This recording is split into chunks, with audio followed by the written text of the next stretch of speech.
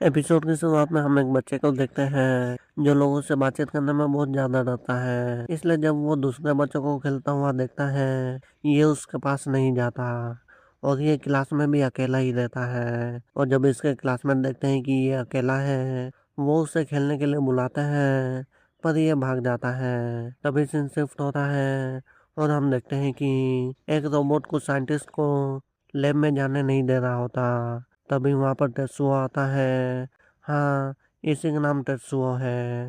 तभी वहां पर उसके पापा भी आ जाते हैं और वो उस रोबोट को समझाते हैं कि तुम्हें सेल्फ डिस्ट्रक्शन के लिए ही बनाया गया है, ताकि तुम काइजूस का ध्यान खींच सको और एक खाली जगह ले जाकर खुद को ब्लास्ट कर दो।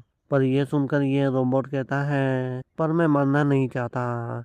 पर फिर उसके पापा उसे समझा देते हैं। तभी सीन शिफ्ट होता है, एक काइजू ने हमला किया होता है। तभी हम देखते हैं कि टेत्सुओ चुपके से उस रोबोट के अंदर चला जाता है और वो रोबोट कहता है, तुम्हें यहाँ नहीं होना चाहिए, यहाँ खतरा है। पर टेत्सुओ कहता है, तुम चिंता मत करो, मैं किसी भी हाल में तुम्हें मरने नहीं दूंगा। तभी सीन शिफ्ट होता है, एक साइंटिस्ट टेत्सुओ के पापा को बता रहा होता है कि आपका बेटा रोबोट के अंदर है। इसमें इसके पापा कहते हैं, कोई बात नहीं, वैसे भी उसके अंदर जो मैनुअल रखा हुआ है वो मैंने बस ऐसे ही रख दिया था। उस रोबोट को चलाने के लिए किसी एक्सपर्ट का होना जरूरी है। तभी हम देखते हैं कि टेत्सुओ ने उस रोबोट को चलाना सीख लिया होता है और फिर वो जेटपैक भी ऑन कर लेता है। ये देखकर उसके पापा हैरान हो जाते हैं और फिर टेत्सुओ उस रोबोट को उड़ा कर ले जाता है। और ये देखकर उसके पापा कहते हैं, तुम तो एक जीनियस हो मेरे बेटे। तभी हम देखते हैं कि उसने एक काइजू को मार दिया होता है और तभी ये रिपोर्टर बताती है कि ये रोबोट पूरा नहीं बना हुआ था, पर फिर भी इसने एक काइजू को मार दिया।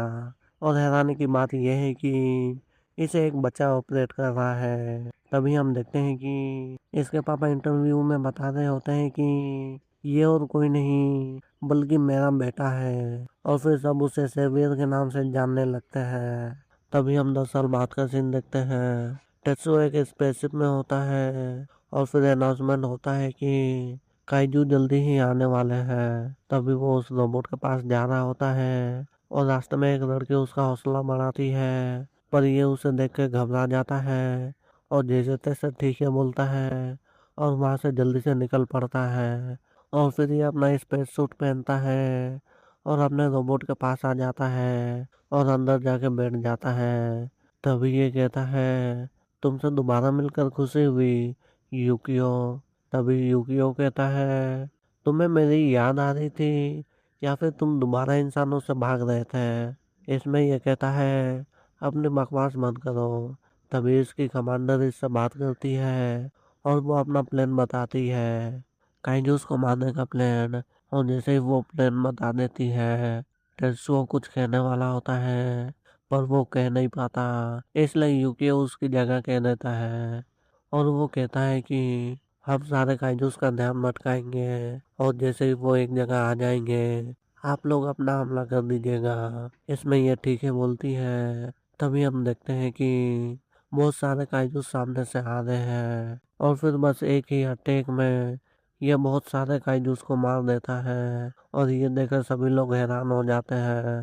पर तभी कमांडर कहती है, ये तो उससे उम्मीद ही थी, आखिरकार वो हमारा सेवियर है। तभी हम देखते हैं कि बहुत सारे काइजूस एक ही जगह इकट्ठा हो गए हैं। ये देखकर कमांडर कहती है, ठीक है अब हमला करो। ये सुनकर ये लड़की हमला करने जाती है पर कुछ नहीं होता।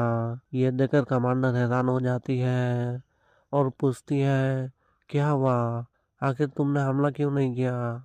ये सुनकर ये लड़की बताती है कि शायद कुछ टेक्निकल खराबी आ गई है।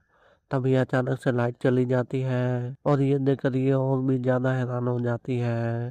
तभी एक काइजू इनके ऊपर हमला कर देता है जिससे बहुत सारे लोग घायल हो जाते हैं। तभी दूसरा काइजू भी हमला करने आता है और फिर हम देखते हैं कि ये स्पेस से ब्लास्ट हो जाता है और ये चीज टेत्सुओ देख लेता है और वो कहता है, हमें जल्दी से वहां जाना होगा, अगर वहां कोई एक भी जिंदा रहा तो हम उसे बचाएंगे। इसलिए फिर ये उसकी तरफ बढ़ता है, पर वहाँ कोई नहीं होता। तभी यूकियो कहता है, इसका मतलब क्या, हम हार चुके हैं? इसमें टेत्सुओ कहता है, नहीं, हम अभी भी लड़ सकते हैं और हम अपनी पूरी जान लगा देंगे।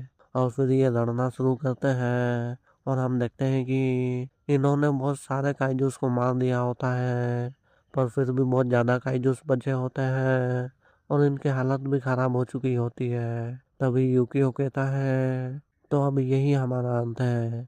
इसमें टेत्सुओ कहता है, हाँ तुमने सही कहा। और इस आखिरी पल में यूकियो तेत्सुओ से पूछता है, तुम्हें कोई अफसोस तो नहीं है ना? तुमने अपना बचपन काइजूस को मारने में बिता दिया, सिर्फ मेरी वजह से। तुम्हें बचपन में दूसरों के साथ खेलना चाहिए था, पर तुम मेरे साथ मिलकर काइजूस से लड़ रहे हो। इसमें तेत्सुओ कहता है, ऐसा नहीं है, मैं तो बल्कि बहुत ज्यादा खुश हूँ, क्योंकि इस आखिरी पल में तुम मेरे साथ हो।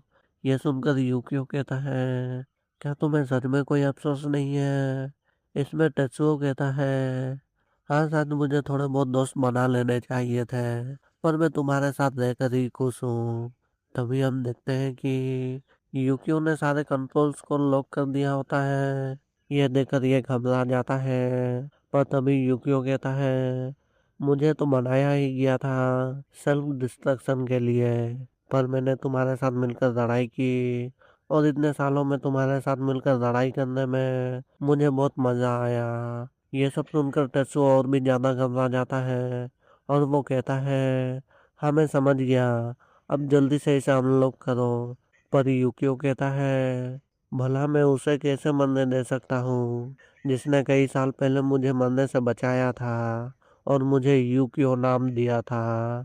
तभी यूकियो टेत्सुओ को एक पॉड में छोड़ देता है और वो कहता है, मुझे बहुत खुशी है कि मैं तुमसे मिला और तुम मेरे दोस्त बने। तभी हम यूकियो को देखते हैं जो इस चीज से खुश नहीं होता, पर फिर हम देखते हैं कि यूकियो ने खुद को ब्लास्ट कर दिया होता है और उससे सारे काइजूस मर जाते हैं। और फिर हम देखते हैं कि टेत्सुओ बेहोश हो चुका होता है, पर तभी उसकी आंखें खुलती है और वो देखता है कि इस वक्त वो कहाँ है और डेट क्या है। तभी इसे पता चलता है कि ये 10 सालों तक हाइबरनेट में था और 10 साल बीत चुके हैं। तभी ये अपने मन में कहता है, 10 सालों में तो बहुत कुछ बदल जाता है और अब मैं दोस्त कैसे बनाऊंगा? मैंने यूकियो से वादा किया था कि मैं बहुत ज्यादा दोस्त बनाऊंगा। पर फिर वो पोस्ट से निकलने का डिसाइड करता है और जैसे ही वो निकलता है बहुत सारे लोग उसे चीयर अप करते हैं और वो कहता है, यूकियो, मैंने अपना वादा पूरा किया, मेरे बहुत ज्यादा दोस्त हैं।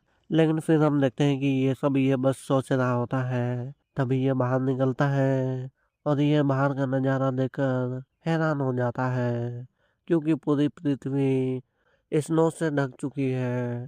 तभी ये एपिसोड यही खत्म होता है। अगर आपको इसका नेक्स्ट एपिसोड चाहिए तो लाइक कमेंट और सब्सक्राइब करना ना भूलें। और अगले वीडियो तक के लिए सायोनारा।